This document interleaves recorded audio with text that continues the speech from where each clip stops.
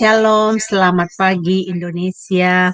Hari ini kita berkumpul bersama kembali ya. Kita mau mengadakan renungan pagi seperti biasanya. Jum Sema Adonai selalu ada renungan pagi dari hari Senin sampai hari Sabtu.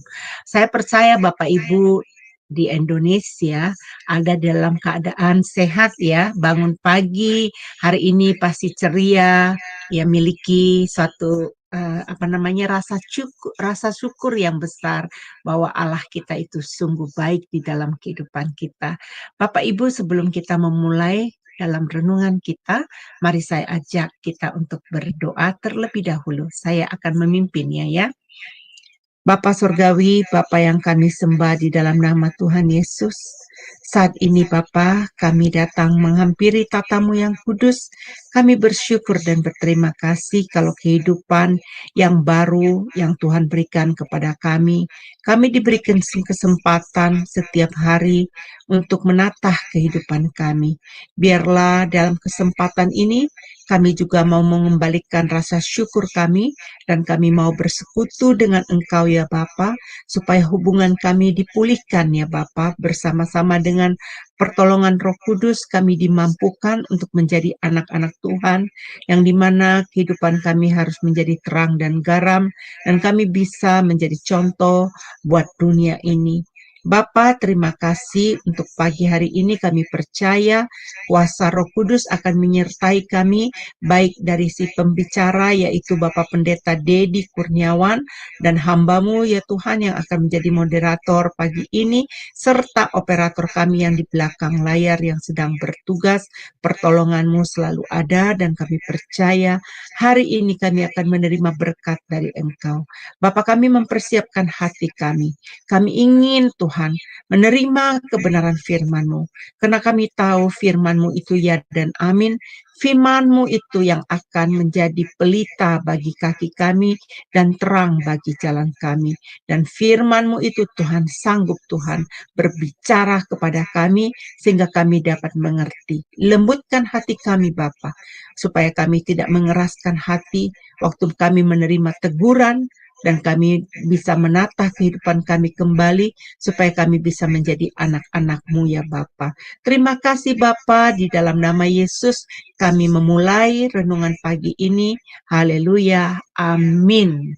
Ada amin Bapak Ibu yang terkasih di dalam Tuhan. Saya percaya ada amin ya. Saya percaya di antara kita semua walaupun ada di dalam keadaan di mute ya, tetapi setiap pribadi masing-masing maupun teman-teman yang ada di live streaming saat ini yang sedang nonton acara kami, pasti Bapak Ibu juga sangat diberkati. Bapak Ibu, kita akan mulai dari pujian yang pertama yang dibawakan oleh Ibu Murni. Pujiannya adalah Jadikan Aku Rumah Doamu. Mari Bapak Ibu kita bernyanyi bersama-sama di rumah masing-masing. Dipersilakan.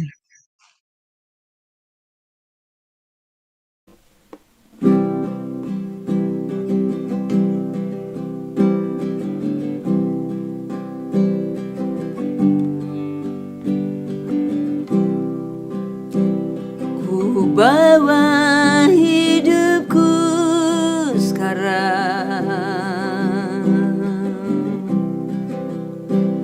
ke tempat kudus-Mu Tuhan.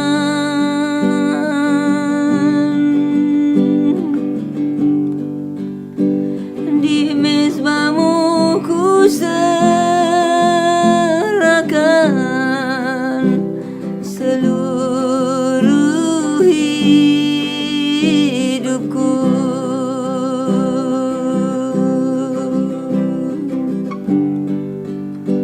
Penuhi hatiku sekarang dengan urapan yang baru,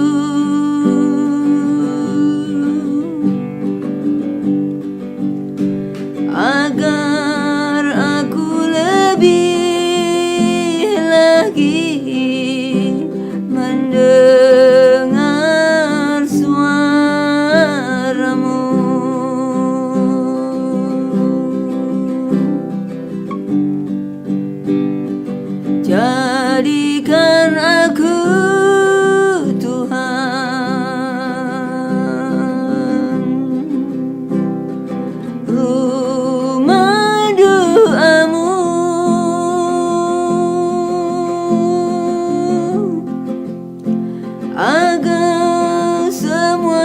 suku bangsa datang menyembahmu.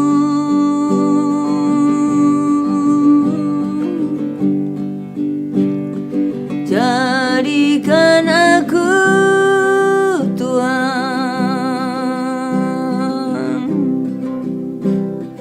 rumah doamu,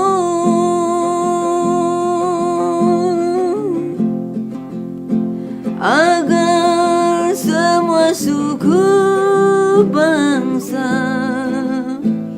datang menyembahmu.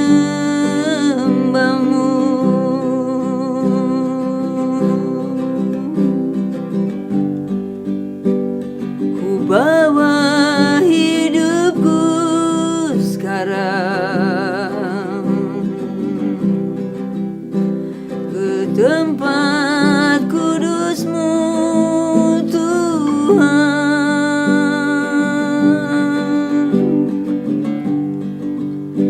Di mezbah-Mu ku serahkan seluruh hidupku.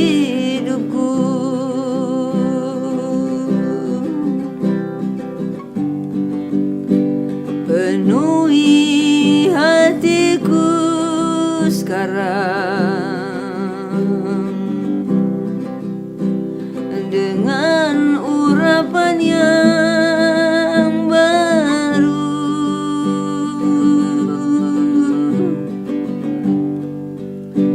agar aku lebih lagi mendengar suara-Mu.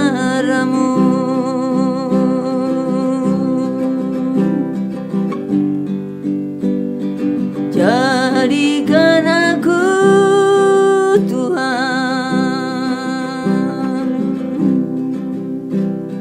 rumah doamu,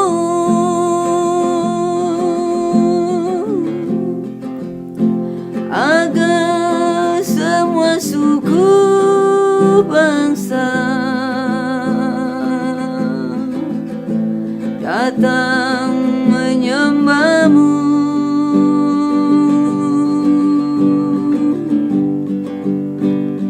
Jadikan aku Tuhan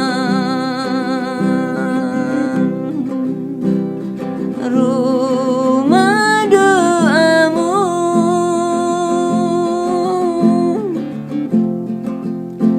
agar semua suku bangsa datang menyembah-Mu.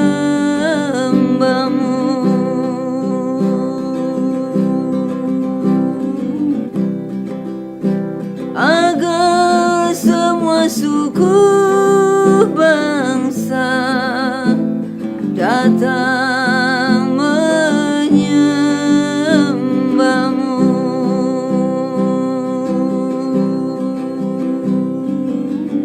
Puji nama Tuhan. Bapak Ibu yang terkasih, kita akan mendengarkan firman Tuhan saat ini yang akan dibawakan oleh Pak Dedi dengan tema berharga di mata Tuhan. Dipersilakan. Terima kasih Ibu Heni. Shalom Bapak Ibu Saudara kasih Tuhan, selamat pagi, salam sejahtera untuk kita semua dimanapun kita berada pada hari ini. Saya percaya kehadiran Tuhan akan menjadi berkat bagi kita semua. Renungan pagi kita hari ini adalah berharga di mata Tuhan, saudaraku. Nah, coba kita buka kitab kita bersama-sama di dalam Lukas 15 ayat 8 sampai dengan yang 10. Lukas 15 ayat 8 sampai dengan ayat yang ke-10. Kalau Bapak Ibu sudah mendapatkannya, demikian firman Tuhan, ada tertulis, judul perikopnya adalah perumpamaan tentang dirham yang hilang, saudara. Ayat 8, demikian firman Tuhan. Atau perempuan manakah yang mempunyai 10 dirham, dan jika ia kehilangan satu di antaranya, tidak menyalakan pelita dan menyapu rumahnya, serta mencarinya dengan cermat sampai ia menemukannya. Dan kalau ia telah menemukannya, ia memanggil sahabat-sahabat dan tetangga-tetangganya, serta berkata, bersukacitalah bersama-sama dengan aku, sebab dirhamku yang hilang telah kutemukan. Aku berkata kepadamu, demikian juga akan ada sukacita pada malaikat-malaikat Allah, karena satu orang berdosa yang bertobat. Amin untuk firman Tuhan.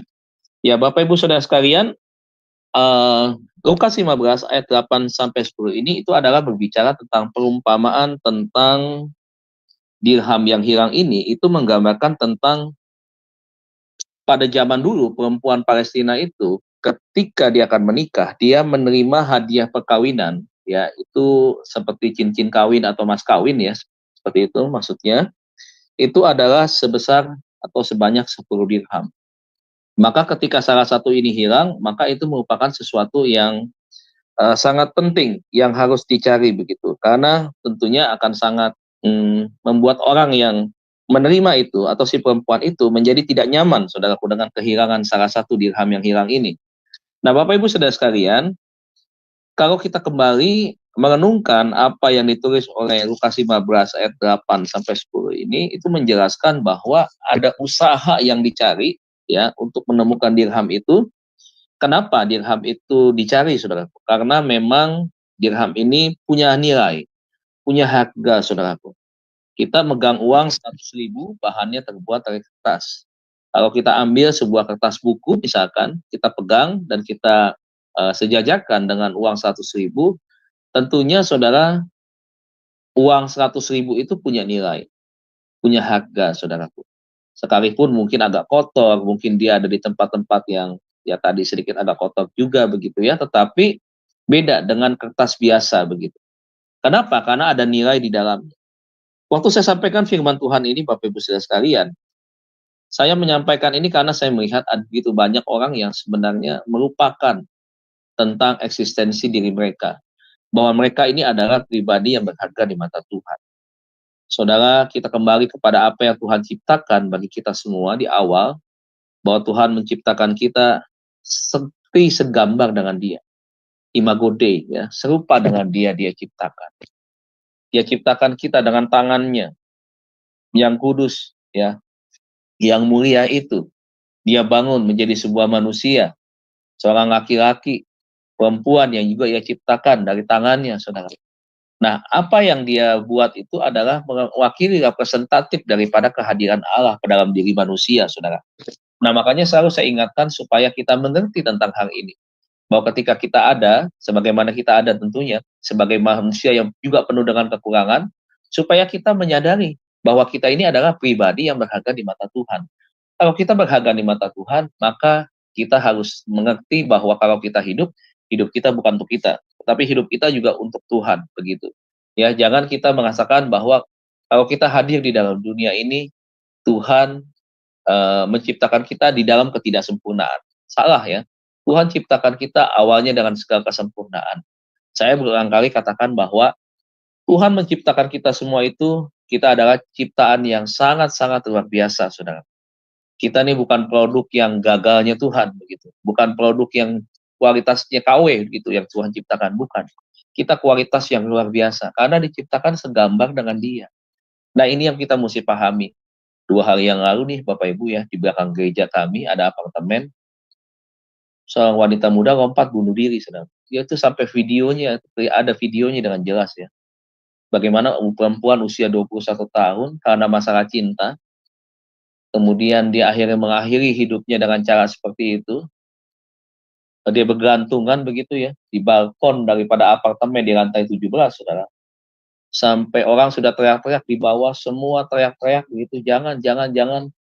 Wah, dengan berbagai macam orang kepanikan, kehisterisannya ya, begitu, supaya mencegah jangan lompat, saudara. Namun apa yang terjadi, saudara? Dia lompat. Tubuhnya melayang, sampai di bawah itu suara kencang sekali, saudara. Waduh, kencang sekali itu, hancur itu tulang. Dan kemudian langsung meninggal di tempat, saudara. Begitu mudahnya ya, kalau kita melihat hari-hari ini, orang punya masalah, sakiti diri. Orang punya masalah, ya, sampai merusak tubuhnya. Punya masalah sedikit, lari daripada Tuhan, kecewa, kemudian depresi, sampai mengalami ya hal-hal yang akhirnya bukan sesuatu yang diharapkan begitu. Nah, saya merasa bahwa di satu sisi kita sebagai anak-anak Tuhan ini adalah bagian di mana kita diarahkan Tuhan untuk kita menjadi orang yang bisa memberikan sebuah pemahaman penting, pengertian kepada rekan-rekan kita, kepada banyak orang tentang artinya bagaimana kita bisa menghargai kehidupan yang Tuhan berikan buat kita, begitu.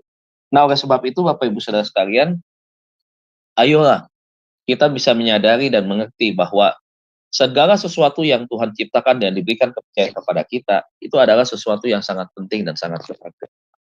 Selain itu kita berharga, saudaraku, berarti kita merupakan sebuah eh, pribadi yang sangat bernilai di mata Tuhan. Contohnya, saudara, ketika manusia jatuh di dalam dosa saja, Tuhan sudah merancang kok satu konsep keselamatan di depan. Kedepannya harus bagaimana? Tuhan sudah persiapkan itu. Dia tahu nih manusia akan jatuh. Dia tahu nih manusia akan melanggar. Bukan Tuhan nggak tahu, Tuhan tahu begitu. Tetapi dia juga sudah siapkan bagaimana caranya manusia ini pada akhirnya, saudara, ya, itu tidak terhilang.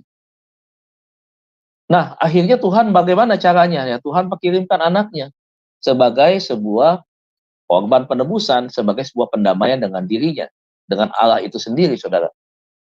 Nah, saudara-saudara bayangkan ya, kalau misalkan kita tidak berharga di mata Tuhan, bagaimana Tuhan mau mengorbankan anaknya? Bagaimana Tuhan mau mengirim sang juru selamat buat kita kalau kita nggak berharga? Untuk apa ketika manusia jatuh ke dalam dosa, Tuhan tahu manusia bersembunyi, Tuhan cari. Iya tuh, inisiatifnya Tuhan yang mencari loh. Ketika manusia jatuh ke dalam dosa, Tuhan cari di mana kedua manusia itu berada. Bukan berarti Tuhan tidak maha kuasa, seperti versi orang lain yang di luar yang nggak baca Alkitab kan mereka bilang, oh buktinya. Alkitab sendiri dengan jujur menulis, Allah yang kau sembah itu bukan Allah yang maha tahu. Buktinya dia bertanya, dan dia cariin, kemana kau manusia? Bukan itu artinya. Dia ingin tahu ketika kita melakukan sebuah kesalahan, apakah kita jujur gak? Terbuka gak kita di hadapan dia? Bahwa kita sudah melanggar.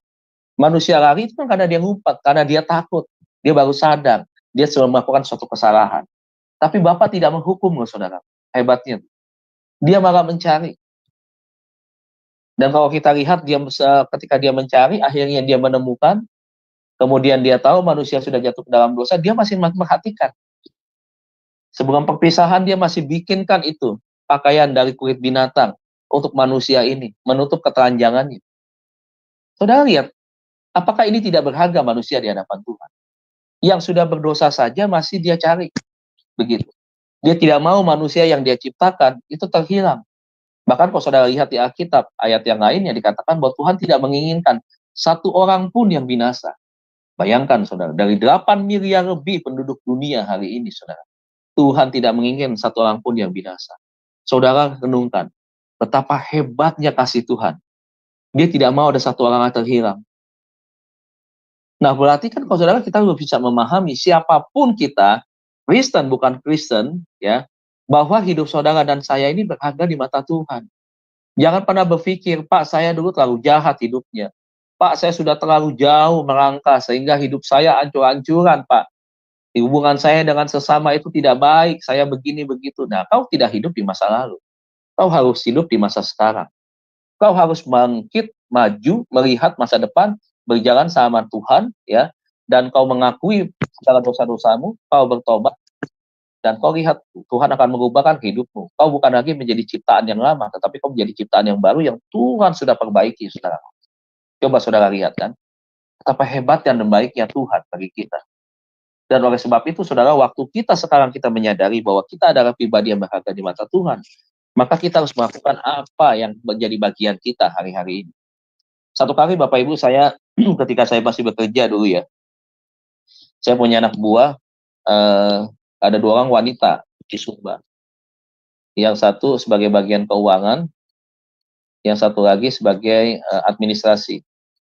Jadi yang agak tinggi pangkatnya ini ya, yang bagian keuangan ini ya, anggaplah mungkin ya kepala bagian keuangan kami yang ada di Sumba Timur pada waktu itu.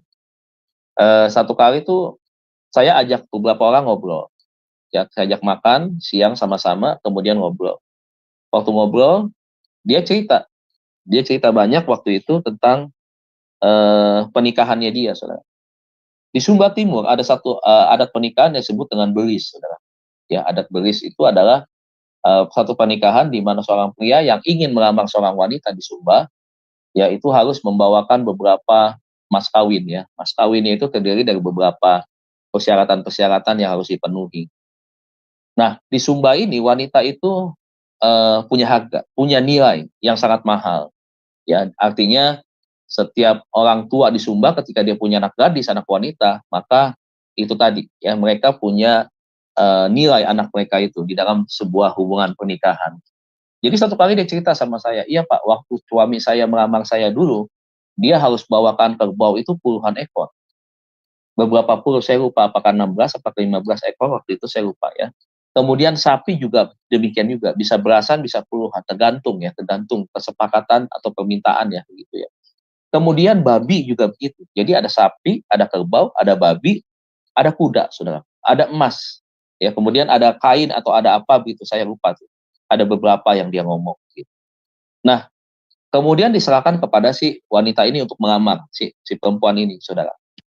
Nah, kalau misalkan permintaan tidak disanggupi, maka si suami ini masih berhutang hitungannya. Ini belum lunas nih untuk melunasi si wanita yang dijadikan istri ini. Gitu. Apa yang tidak lunas, misalkan hewannya masih kurang berapa begitu ya. Dan kalau misalkan si suami sampai akhirnya sampai tua begitu belum melunasi, masih ada hutang, itu anaknya melanjutkan untuk bayar itu ke mamahnya. Maka kalau saudara lihat orang Sumba ya begitu banyak hewan ternaknya karena itu tadi. Karena dari acara adat untuk melamar, saudara, kemudian dibawakan hewan itu, dan akhirnya kan beranak-beranak begitu ya, sampai akhirnya mereka punya. Gitu.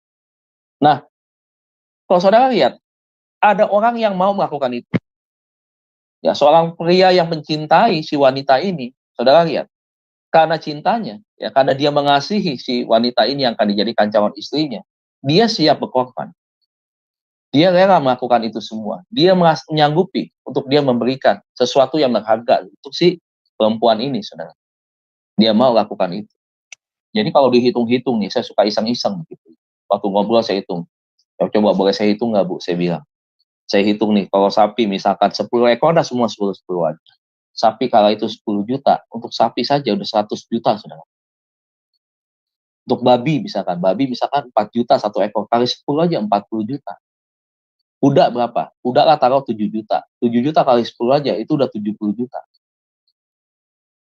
Terus kerbau lebih mahal. Anggaplah 12 juta. 12 juta kali 10 aja ada 120 juta. Saudara hitung aja tuh. Itu waktu lamaran aja tuh.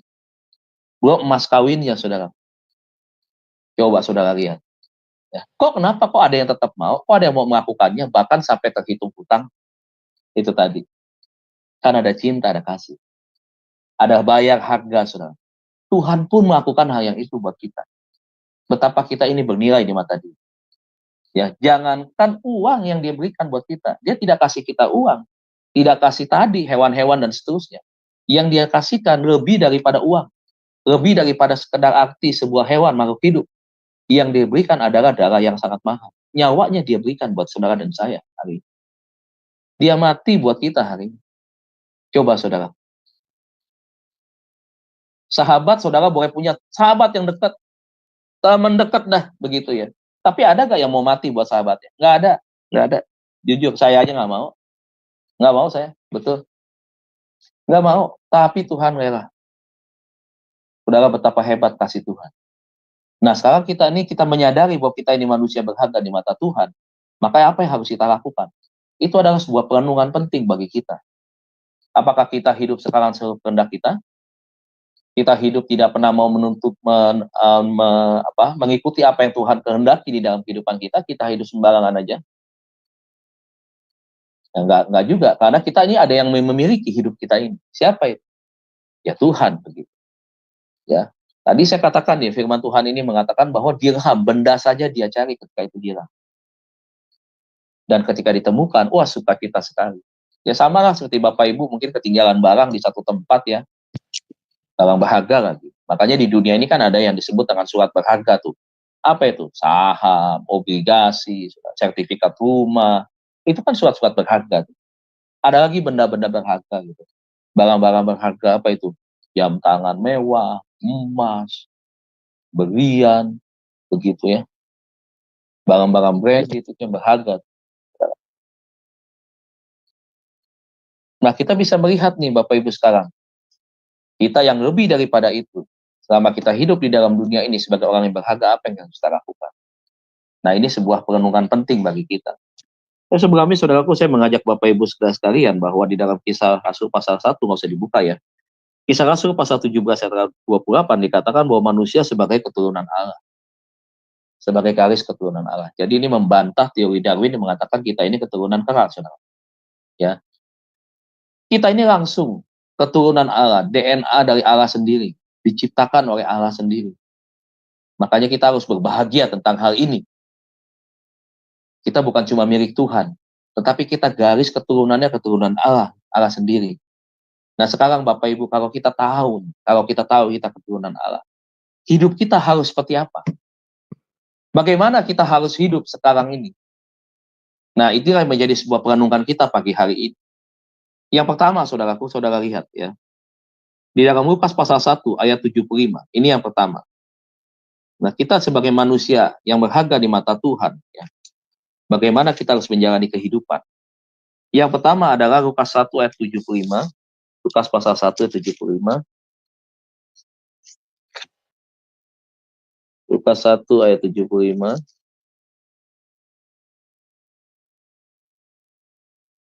Demikian firman Tuhan ada tertulis di dalam kitab Lukas pasal 1 ayat 75. Dalam kekudusan dan kebenaran di hadapannya seumur hidup kita, saudara.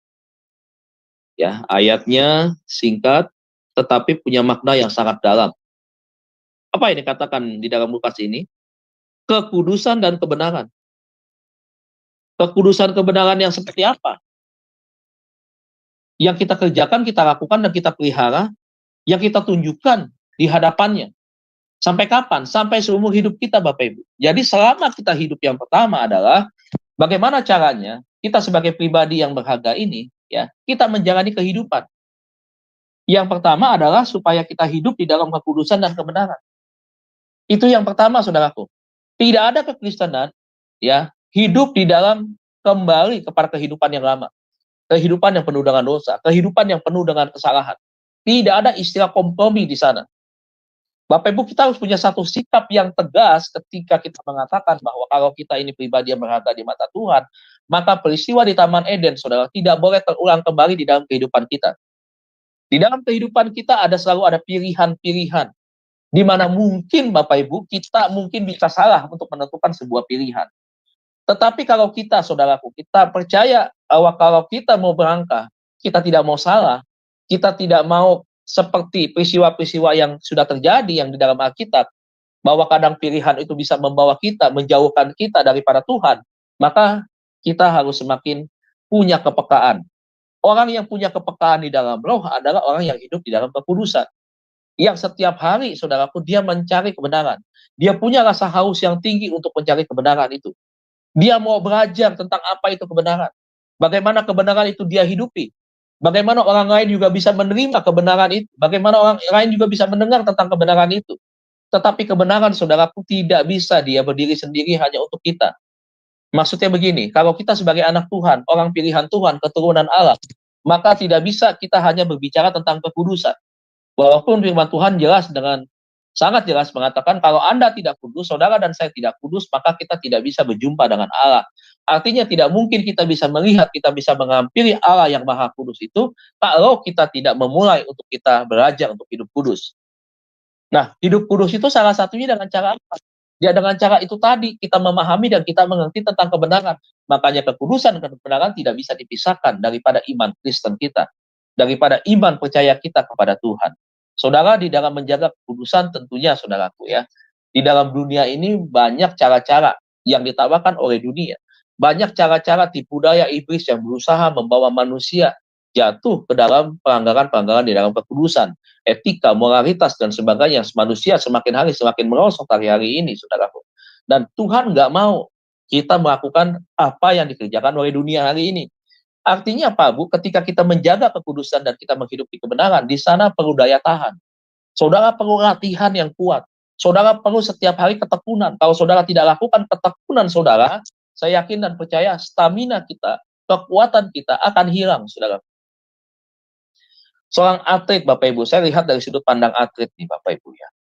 Seorang atlet kalau dia tidak latihan, kalau dia tidak melatihkan dirinya untuk disiplin, kalau dia tidak latihan untuk dia membangun kemampuannya dia, skill-nya dia, sedikit demi sedikit, ya saudaraku ya, dia tidak mungkin bisa punya kekuatan.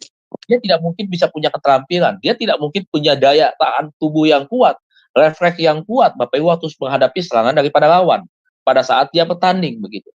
Nah, seorang atlet itu dia punya persiapan-persiapan, latihan-latihan yang continue, yang baik. Nah, latihan itu di dalam kehidupan kita adalah bagaimana kita membangun hubungan pribadi kita dengan Tuhan.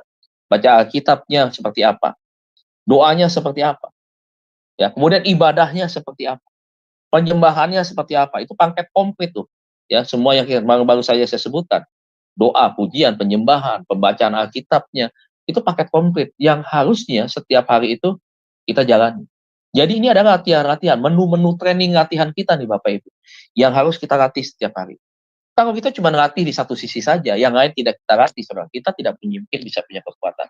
Karena tadi, ketika kita menyadari kita pribadi yang berharga, supaya kita bisa menghargai keberhargaan kita di mata Tuhan, dan identik dengan supaya kita tidak jatuh, supaya kita tidak menyimpang jalan hidupnya, maka itu tadi, latihan setiap hari itulah yang diperlukan.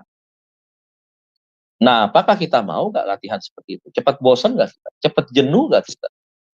Terus cepat mengeluh gak kita waktu kita latihan seperti itu? Bersungut-sungut gak? Nah, saya seorang pelatih badminton nih Bapak Ibu ya. Saya tahu bagaimana saya harus bisa menyiapkan murid-murid saya. Saya tahu nih kualitas setiap murid-murid saya nih dari sekian banyak itu. Saya bikin kelompok A, B, C, dan D. Masing-masing kelompok saya lihat skill mereka, kapasitas mereka, keunggulan mereka itu di mana saya tahu. Dari pemain A, B, nama-namanya sampai 5 pemain dalam satu kelompok. Itu saya kelompokkan. Kelompok B saya tahu kekurangan mereka di mana. Mana lagi yang harus ditingkatkan. Hari ini latihannya harus apa. Porsinya bagaimana meningkatkan. Saya tahu. Begitu. Kenapa saya tahu? Karena setiap hari saya memantau. Saudara, Tuhan tahu kualitas Anda. Tuhan memantau setiap hari apa yang kita kerjakan. Berkaitan dengan spiritual kita. Berkaitan dengan pengiringan kita. Berkaitan dengan kita membangun manusia rohani kita, membangun iman kita. Dia tahu sampai di mana nih kita. Sekarang kita ada di level mana, dia tahu. Dia tahu. Nah, makanya Bapak Ibu ketika ada pertandingan, saya selalu siapkan pemain-pemain yang sudah siap. Kenapa? Karena saya tahu, ya, dia sudah bergejala seperti apa. Saya tahu kualitasnya. Dan saya kirim dia, kenapa? Karena dia buat saya, dia berharga nih. Kenapa dia berharga? Karena dia ini akan bisa bawa nama baik sekolah di mana saya diberikan tugas tanggung jawab untuk saya juga bisa menunjukkan, anak buah yang saya didik, yang saya tangani tidak kalah dengan sekolah lain. Kualitas mereka ini punya kualitas yang tidak kalah dengan sekolah lain, begitu. Kemudian kalau dari kapasitas pelatih, saya juga harus punya kualitas yang bisa dinilai tidak kalah dengan pelatih yang lain. Seperti itu. Ini bicara soal apa, Bapak Ibu? Bicara soal komitmen. Bicara soal bagaimana itu tadi. Ya, ketika kita merasa bahwa diri kita ini berharga, kita harus menunjukkan sesuatu yang berharga itu untuk siapa? Untuk orang yang memberikan kepada kita satu kepercayaan. Makanya ayo Bapak Ibu kita belajar untuk kita hidup kudus. Makanya jaga hati, jaga hidup, jaga mata, jaga pikiran, ya, jaga perkataan, jaga di dalam hal segala sesuatu yang baik buat kita juga baik buat orang lain. Jangan buat baik buat kita, tetapi buat orang lain tidak baik. Jangan seperti itu. Kekristenan selalu berbagi kebaikan. Selalu berbagi sesuatu yang lebih daripada sekedar kebaikan. Buat orang lain juga bisa merasakan. Buat orang lain juga bisa menerima. Sesuatu yang tidak baik jangan dipelihara. Jangan dilatih, jangan dibiasakan menjadi sesuatu kebiasaan yang negatif. Ya. Kenapa? Karena itu akan membentuk satu kedagingan yang kuat, sehingga akan membentuk sebuah keterikatan kepada satu dosa dan pelanggaran yang tidak bisa mudah dilepaskan. Keterikatan orang kepada drug, kepada rokok, kepada minuman keras, kecanduan, kepada judi, dan seterusnya, itu bisa membuat orang pada akhirnya, saudara, sulit untuk bisa melepaskan itu. Di satu sisi hidupnya ingin berubah, di satu sisi dia ingin bertobat, tetapi dia tidak bisa melakukan itu. Kenapa? Karena satu kedagingan yang kuat yang mengikat dia, saudara. Makanya Bapak Ibu ketika kita menjadi pribadi yang berharga hari ini, kita belajar hidup, memprosesi hidup kita ini setiap hari itu demi kebaikan, bukan hanya untuk Tuhan semata, tetapi juga untuk kita. Apa yang semakin baik bagi kita, ucap syukur kepada Tuhan. Apa yang semakin kita bisa ubahkan dari kehidupan kita, kita pertahankan, kita jalanin itu. Kita bilang sama Tuhan, Tuhan saya butuh kekuatan daripada Tuhan. Nah, jadi ini Bapak Ibu ya, bagaimana caranya supaya kita bisa menjaga kekudusan. Nah, itu sangat penting sekali. Saya yakin Bapak Ibu ya, di negara-negara tertentu mungkin ya Bapak Ibu yang ada di luar negeri ini untuk menjaga hidup kudus tentunya tidak mudah. Kenapa? Karena saya pernah ada di posisi sama seperti Bapak Ibu pernah merasakan tinggal di negara orang seperti apa. Buat beberapa orang yang untuk menjaga kekudusan hidup di satu negara yang bebas itu tidak mudah. Ada budaya tinggal serumah tanpa menikah. Ada budaya bebas untuk minum-minum sampai mabuk. Ada budaya di sana kehidupan boleh ganti-ganti pasangan. Ada gaya kehidupan di sana orang bisa menikmati ya gaya kehidupan yang najis di mata Tuhan ya. Seperti apa ya mereka bisa ganti-ganti pasangan, ganti-ganti perempuan begitu ya. Nah, ini gaya-gaya hidup yang tidak baik. Kadang-kadang ketika ada anak Tuhan di satu negara, ini bukan satu hal yang mudah, khususnya buat mereka. Ini perjuangan, ini salib yang mereka harus pikul. Begitu. Sebab kalau mereka tidak bisa menjaga itu, maka itu tadi, jangan pernah berharap bisa berjumpa dengan Tuhan. Jadi pribadi yang berharga di mata Tuhan adalah pribadi yang dalam pengertian lain, dia bisa menghargai tentang bagaimana dia menjalani kehidupannya. Seperti apa dia membawa hidupnya. Jadi itu yang pertama. Yang kedua, saudaraku ya. Yang kedua adalah kita dipanggil untuk menjadi teladan. Nah, coba kita buka di dalam 1 Petrus pasal 2 ayat yang ke-21. 1 Petrus pasal yang kedua. 1 Petrus pasal yang kedua ayat yang ke-21. 1 Petrus pasal yang kedua ayat 21. Demikian firman Tuhan, sebab untuk itulah kamu dipanggil. Kata kamu ini berarti jamak saudara dan saya ya. Dipanggil karena apa? Karena Kristus pun telah menderita untuk kamu dan telah meninggalkan teladan bagimu supaya kamu mengikuti jejaknya. Saya suka dengan kalimat terakhir. Karena dia sudah meninggalkan teladan. Teladan apa? Teladan dalam segala hal. Dalam segala kebaikan yang dia sudah tinggalkan bagi kita, yang sudah dia contohkan bagi kita.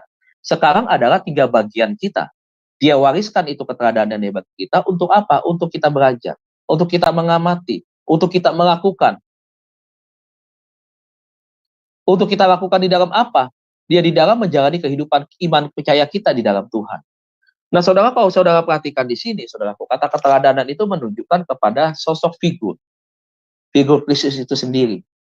Nah, sekarang bagaimana ketika figur itu ya mengatakan bahwa kau harus ikuti teladanku, sementara figur itu dia tidak lagi hadir seperti dengan kasat mata kita bisa melihatnya begitu. Nah, bagaimana caranya? Ya lewat perbuatan kita. Begitu. Lewat sikap tanggung jawab kita.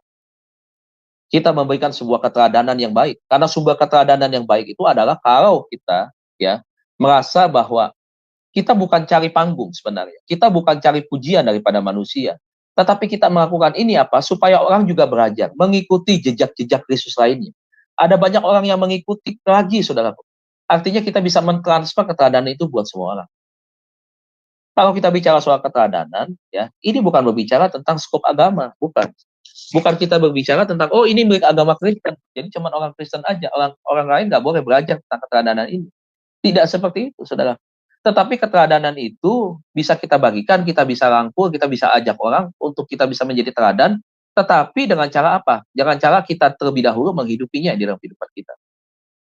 Saya selalu seringkali bukan mengingatkan, tetapi artinya selalu mengajak kepada setiap kita supaya kehidupan kita ini disorot, kehidupan kita ini diperhatikan oleh banyak orang, kehidupan kita ini dinilai oleh orang lain, kekristenan kita juga begitu, berdampak atau tidak berdampak, kita itu dinilai. Ada banyak orang yang mengamati kita, apa saja yang diamati, misalkan. Ya itu tadi, misalkan, ketika kita ada di tengah-tengah komunitas, bagaimana kehadiran kita di komunitas? Bagaimana misalkan kita menyikapi dan kita memandang orang lain? Bagaimana kita bisa menghargai orang yang ada di bawah kita? Bagaimana kita bisa menghormati orang yang ada di atas kita? Kemudian bagaimana juga kita bisa menempatkan diri kita di tengah-tengah orang yang hari ini tidak seiman dengan kita? Itu yang akan menjadi nilai-nilai keteladanan di dalam hidup kita, Bapak, Ibu, Saudara. Dan jangan kita menjadi satu pribadi yang katanya kita Kristen, tetapi justru keteladanan kita tuh nggak bisa dilihat oleh orang lain. Wah, keteladanan kita sama sekali tidak keluar, saudaraku. Tidak ada yang sesuatu yang bisa menunjukkan bahwa kita ini Kristen loh, tanpa kita mengatakan bahwa saya ini seorang pelayan Tuhan. Ketika kita mengenakan simbol-simbol kekristenan, salib misalkan, begitu ya saudaraku ya. Misalkan apalagi misalkan, ya misalkan kehidupan kita hari-hari, kita berdoa, kita makan, semua dengan mulainya dengan doa, kemudian apapun yang kita mau kerjakan, kita mulai berdoa, kita mengucapkan shalom, haleluya, Tuhan berkati, dan seterusnya. Bukan sekedar itu, bukan begitu. Nah, makanya selalu saya bilang begitu, ya, kayak kita hargain orang, Pak Bu, itu menjadi sesuatu hal yang sangat penting untuk orang bisa menilai kita. Oh iya, Tuhannya itu dahsyat, hebat, luar biasa. Dia ketika dia hadir, dia tidak pernah membedakan orang. Dia melayani dengan sukacita. Dia melayani bukan cari sesuatu, tetapi dia melayani dari hati yang rindu. Kepada apa? Kepada setiap orang, begitu. Supaya orang yang belum mengenal dia menjadi kenal. Nah, ini kan nih Bapak Ibu ya, menjadi teladanan itu sebenarnya tidak susah, tidak susah. Tetapi setiap hari kita perlu tuntunan Tuhan.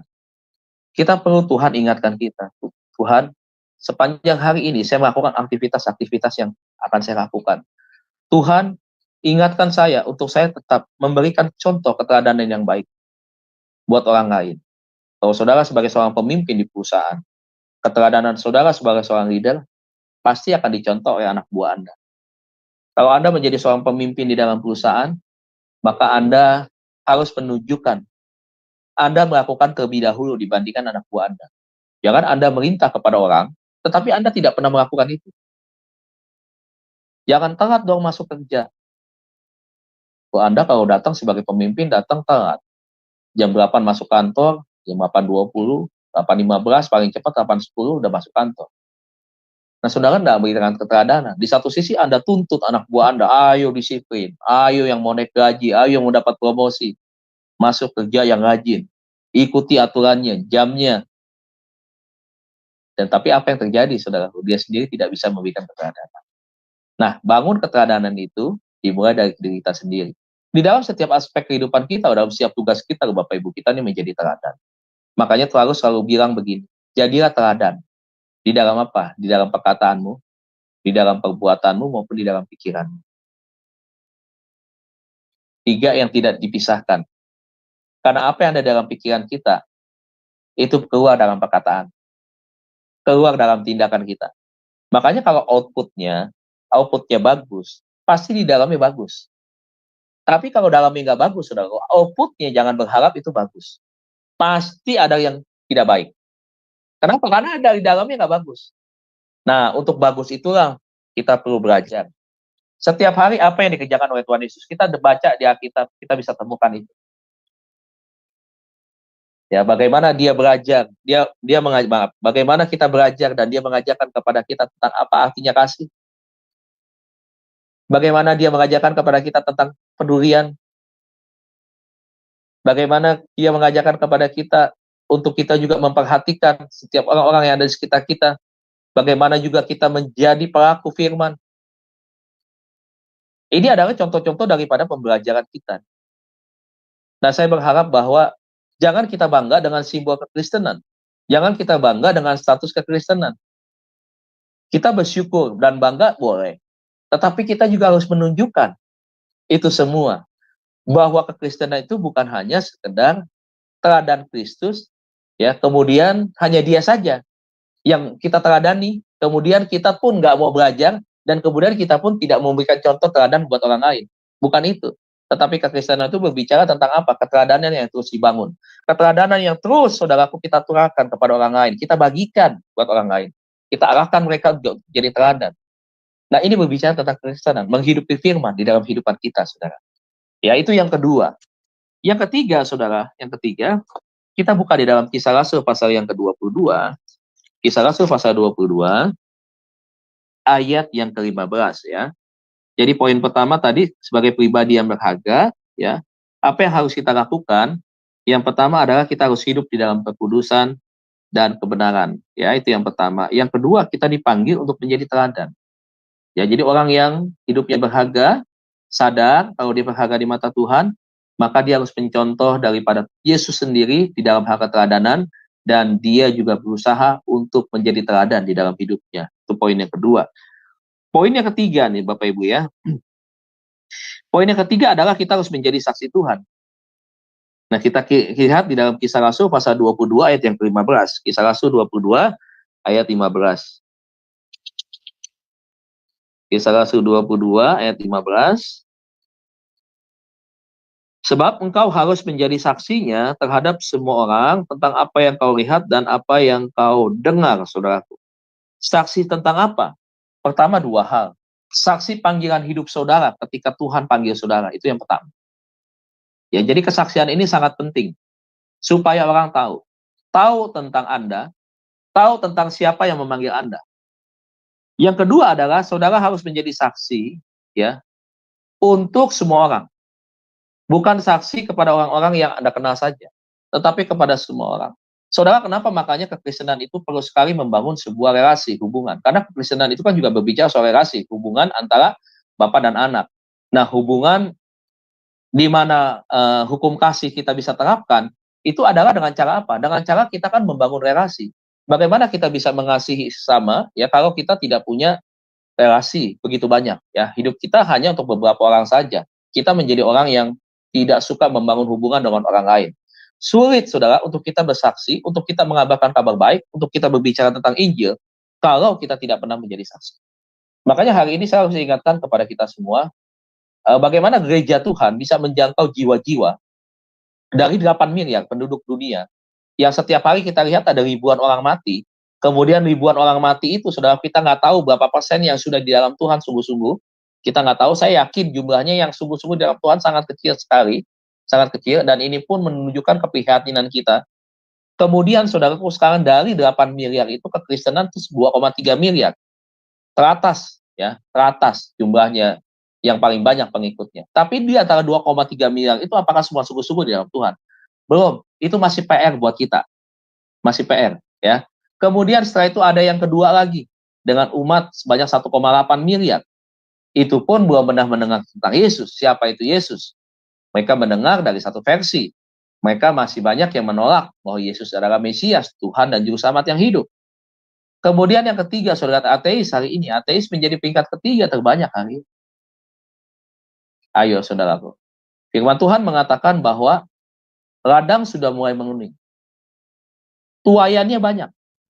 Pengerjanya sedikit. Bagaimana caranya kita bisa menjadi pekerja tentunya? Untuk kita berjuang, bekerja di ladang Tuhan, di mana tuayan itu sudah menguning, maka kita harus belajar untuk menjadi saksi, Pak, Bu. Maka kita belajar untuk kita berbicara tentang kebaikan Tuhan. Kita bicara tentang perubahan hidup yang kita alami. Kita berbicara tentang bagaimana setelah kita di dalam Tuhan. Bagaimana anugerah itu mempertemukan kita kembali, sehingga kita bisa membangun hubungan yang dekat dengan Tuhan. Kita bisa mengerti tentang kebenaran. Kita bisa memuji Tuhan. Kita bisa beribadah dengan sukacita kepada Bapa di dalam sorga. Lewat perantaraan Kristus. Kita bisa mengenal secara pribadi Bapa dengan segala kebaikannya. Dengan segala sesuatu yang Dia kerjakan bagi kita semua. Bahkan janji-janjinya Dia. Kita bersaksi. Banyak bercerita tentang Tuhan. Orang yang berharga dan percaya bahwa hidupnya ini berharga di mata Tuhan. Dia yakin kok. Karena dia berharga, Tuhan diberikan kepercayaan kepada kita. Supaya apa? Supaya kita tadi ini melakukan apa yang menjadi bagian kita hari ini. Saudara, penginjilan bukan hanya berbicara tentang tugas rasul-rasul. Penginjilan, terus jadi saksi, bukan hanya berbicara tentang tugas daripada seorang penginjil, daripada seorang pendeta, tidak. Tidak hanya berbicara tentang, nih, bagian-bagian pekerja, bagian-bagian diakon misalkan, untuk mengerjakan itu, untuk menyaksikan kabar baik, untuk mencerita tentang Yesus Juru Selamat yang 2000 tahun lalu datang ke dalam dunia ini mengambil rupa manusia dan dia mati buat kita semua. Bukan tugas mereka, tetapi tugas kita semua untuk kita menjadi saksi Tuhan hari-hari ini. Kita bercerita tentang itu. Perjumpaan pribadi kita itu bisa menjadi berkat buat orang lain. Perjumpaan pribadi kita dengan Tuhan, pengalaman kita bersama dengan Tuhan, itu akan bisa menjadi berkat yang membuat orang lain akhirnya merasa bahwa dia pun perlu Tuhan, bahwa dia pun ingin punya Tuhan yang betul-betul bisa bukan hanya mengayomi kehidupan kita, tetapi juga bisa membuka jalan, bisa menuntun kita. Nah, jadi Bapak Ibu Saudara sekalian, ayolah kita banyak bersaksi. Saya pernah saksikan bahwa saya punya seorang pembantu, kami hanya setel lagu-lagu rohani, ya, setiap hari begitu. Kemudian dia menjadi hafal. Setelah dia hafal begitu ya, tiba-tiba satu kali dia putuskan, dia mengantar anak saya datang ke gereja, sampai akhirnya dia ikut di dalam ibadah sekolah minggu anak saya, saudara ya. Sampai pada akhirnya dia berapa kali masuk ke gereja. Dan kalau ada acara-acara, misalkan keluarga besar kami mengadakan acara ucapan syukur, dia hadir. Ya, dia tidak sibuk dengan segala macam yang dia kerjakan. Dia duduk hadir di situ. Dia dengar firman. Dia nyanyi tepuk tangan. Waktu disuruh angkat tangan menyembah oleh WL, dia ikut angkat tangan.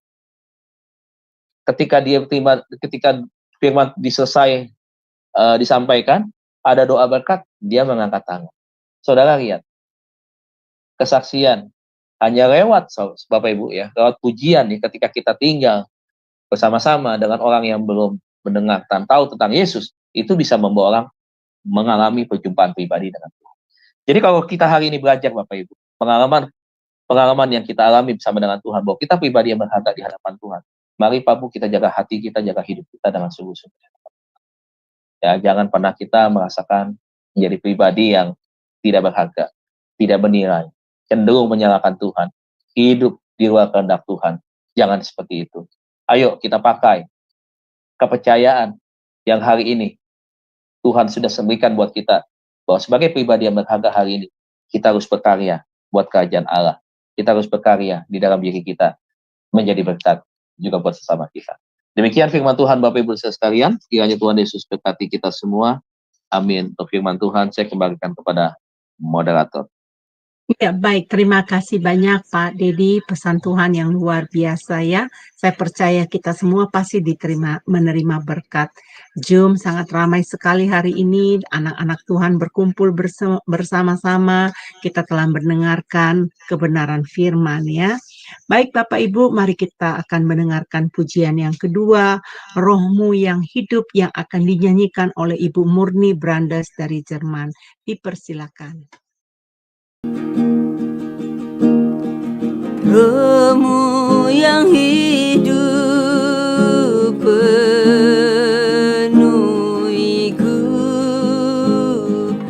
mengalir dalamku. Jiwaku tenang bersamamu dalam naunganmu. Ku buka hati tuh jamahanmu, berserah penuh di hadiratmu. Kau ambil alih seluruh hidupku, di altarmu menyembahmu.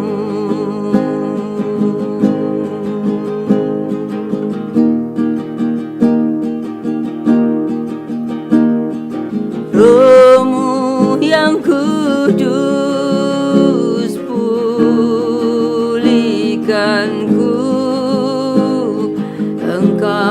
Engkaulah damaiku.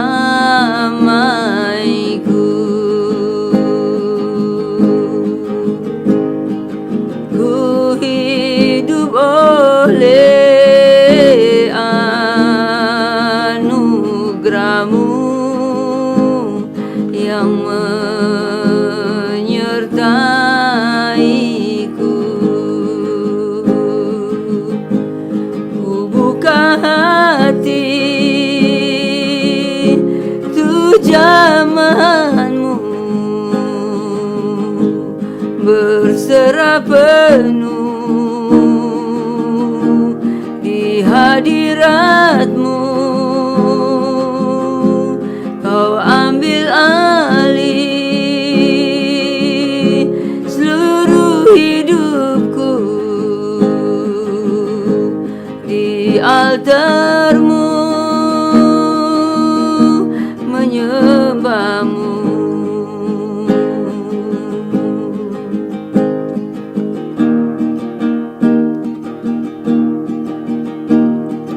Rohmu yang hidup penuhiku, mengalir dalamku.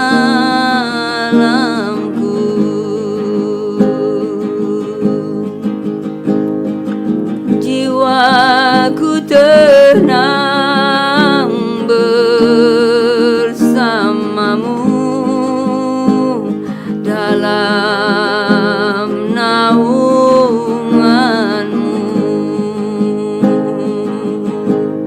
Ku buka hati tu jamahanmu, berserah penuh di hadiratmu. Kau ambil alih seluruh hidupku di altarmu menyembahmu.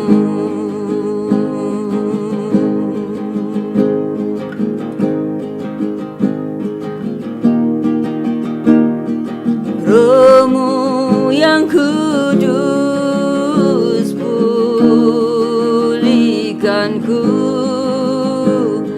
Engkaulah damaiku.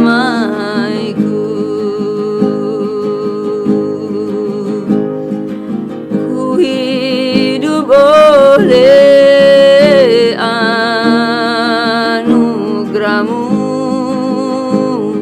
yang menyertaiku.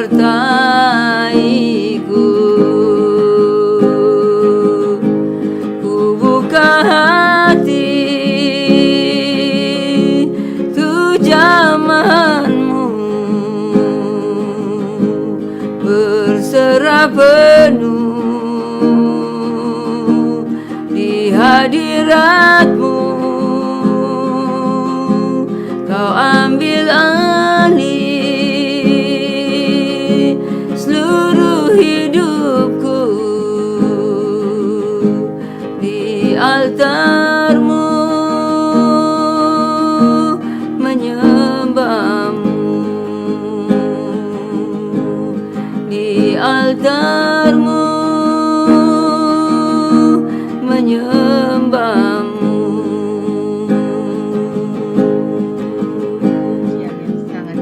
Sangat memberkati kita semua. Saya percaya pujian ini membawa kita, mengantar kita, memuliakan Bapa kita yang di sorga. Bapak Ibu, mari kita berdoa bersama-sama ya. Bapa Sorgawi, terima kasih untuk kebenaran firman yang disampaikan oleh hamba-Mu. Kami menerima firman itu, Bapa, dan kami mau menerapkan itu di dalam kehidupan kami. Bapa, terima kasih ya Bapa, kami berharga di mata-Mu ya Bapa. Bapa, kami bersyukur, kami orang yang berdosa, kami dilayakkan, kami diampuni oleh karena anugerah-Mu yang besar, kematian-Mu di kayu salib, menebus setiap kami ya Bapa. Bapa, inilah kesempatan bagi kami untuk bersekutu dengan-Mu, dengan menjaga hadirat-Mu senantiasa ada di dalam kehidupan kami, sehingga hidup kami semakin berkualitas, tidak gampang Tuhan dipengaruhi oleh dunia. Bapa, mampukan kami ya Bapa, agar kami bisa tegar, teguh di dalam Engkau. Dan biarlah setiap firman yang telah ditaburkan hari ini Tuhan, itu akan menjadi rema di dalam kehidupan kami, dan kami mengerti keberadaan kami. Kami butuh Engkau Bapa di dalam sepanjang hidup kami. Di dalam perjalanan hidup kami membutuhkan Engkau menuntun kami ya Bapa, agar kami tidak tersesat. Bapa, Bapa, tolong ya Bapa, jaga kami ya Bapa, agar kami selalu berada di dalam naungan kasih-Mu. Bapa, mampukan kami juga Tuhan untuk memilih komunitas yang baik, di mana kami boleh bertumbuh di dalam kebenaran firman-Mu. Tuhan, ampuni kami apabila kami melakukan hal-hal yang tidak berkenan. Kami cuek Tuhan untuk bersekutu dengan Engkau. Kami lari dari apa yang Engkau tetapkan dalam hidup kami. Biarlah melalui renungan pagi ini kami sadar ya Bapa, bahwa Engkau memberikan peneguhan kepada kami. Kami sangat berharga di mata-Mu. Bapa, jangan izinkan kami jauh dari Engkau. Pegang kami Bapa. Biarlah Engkau menggenggam kami ya Bapa, menopang kami senantiasa agar kami berada di jalan yang benar. Berkati hamba-Mu yang telah menyampaikan kebenaran firman Tuhan, Pendeta Dedi Kurniawan yang telah menyampaikan isi hati-Mu Tuhan. Bapa, biarlah kehidupan hamba-Mu ini terus diberkati, keluarganya, anak-anaknya, jemaatnya ya Tuhan, bahkan pelayanannya Tuhan, bahkan dia mengajar di sekolah STT Tuhan, berkati bahkan Tuhan di dalam dia mengajar anak-anak badminton Tuhan, juga Tuhan berkati. Apapun yang dikerjakan oleh hamba-Mu ini Tuhan, tolong ya Bapa, berikan dia kemampuan Tuhan, berkati Bapa kesehatannya, keuangannya, keseluruhannya ya Bapa. Biarlah hidupnya terus Tuhan dipakai Tuhan, menjadi double portion ya Bapa, biar menjadi ekstra Tuhan untuk memberkati banyak orang. Bahkan setiap hari Sabtu di tempat kami tahun ini Tuhan, dia mengajarkan ke kami Bapa mengenai pelajaran konseling. Tuhan tolong ya Bapa, biarlah hamba-Mu ini terus Tuhan ada di dalam pemeliharaan-Mu ya Bapa. Bapa, kami juga berdoa untuk besok malam Tuhan di acara entar malam acara Sema Adonai ya Bapa. Hari ini hari Rabu waktu Indonesia jam 7 malam hari ini ada acara worship ya Tuhan. Biarlah Engkau memberkati acara worship kami ya Bapa yang akan dimoderatorkan oleh Pak Aras ya Tuhan. Biarlah juga worship leader kami Pak Ronald Takaya Tuhan yang akan memimpin pujian penyembahan kami. Engkau memberkati sehingga acara malam ini Tuhan tidak terluputkan Tuhan. Pakai Papa penyembahan ini Tuhan yang mengantar kami Tuhan untuk menyembah Engkau Allah yang kudus Bapa. Bapa Surgawi, sebentar kami akan selesai di dalam acara kami ini Bapa. Kami percaya bahwa berkat-berkat Allah selalu ada di dalam kehidupan kami. Dan Bapa, kami percaya setiap kami yang ada di Zoom Sema Adonai maupun yang di live streaming bersama-sama dengan teman-teman yang sedang mengikuti acara kami, Engkau juga memberkati mereka satu persatu. Bapa, terima kasih, segala pujian, segala syukur hanya bagi nama-Mu, di dalam nama Yesus, haleluya, amin. Bapak Ibu yang terkasih di dalam Tuhan, kita sangat bersyukur ya, kita sangat merasa bahagia sekali bahwa kita ini sebagai yang sangat berharga di mata Tuhan. Ya Bapak Ibu, malam ini di Zoom Sema Adonai, ya nanti malam jam 7 malam, itu akan ada acara worship ya.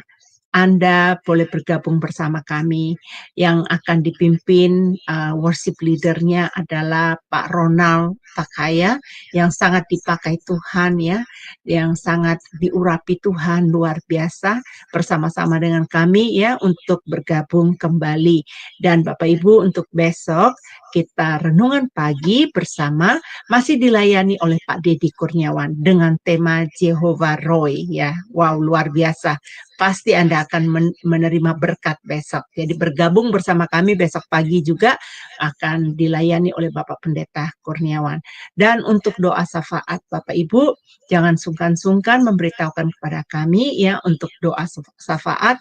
Kami akan mendoakan tapi tidak di-live-kan, tetapi kami akan mendoakannya itu di belakang layar ya Bapak Ibu. Dan Bapak Ibu, mari kita persiapkan hati, kita menerima berkat melalui hamba Tuhan Pak Dedi Kurniawan. Dipersilakan Pak. Ya baik Bapak Ibu Saudara sekalian, kita akan akhiri Ibadah pagi kita hari ini, mari angkat kedua tangan, terima berkat yang daripada Tuhan. Hamba-hamba Tuhan yang hidup di dalam kekudusan dan kebenaran, yang tetap terus melayani Tuhan dengan setia, terimalah berkat Allah Bapa kita di surga. Cinta kasih daripada Tuhan kita Yesus Kristus, pertolongan penyertaan Allah Roh Kudus akan terus menuntun aktivitasmu sepanjang hari ini, bahkan sampai Tuhan Yesus datang di awan-awan permai, menjemput kita semua, menjadikan kita pemenang, bahkan lebih daripada pemenang, dan kita menerima segala kebaikan yang Tuhan berikan, apapun yang kita butuhkan, bukan hanya pada saat sekarang, tetapi pada dalam kehidupan yang nanti, bersama dengan Tuhan di dalam kekekalan. Yang percaya dan diberkati, bersama-sama kita katakan, amin. Amin. Amin, amin. Terima kasih Pak Dedi. Tuhan Terima kasih, Bu memberkati. Eni. Selamat Terima kasih. beraktivitas ya Pak. Selamat melayani. Ya, Saya makasih tahu Bapak Ibu Bapak semua. aktif ya. Baik teman-teman, sampai ketemu besok ya. Tuhan Yesus memberkati.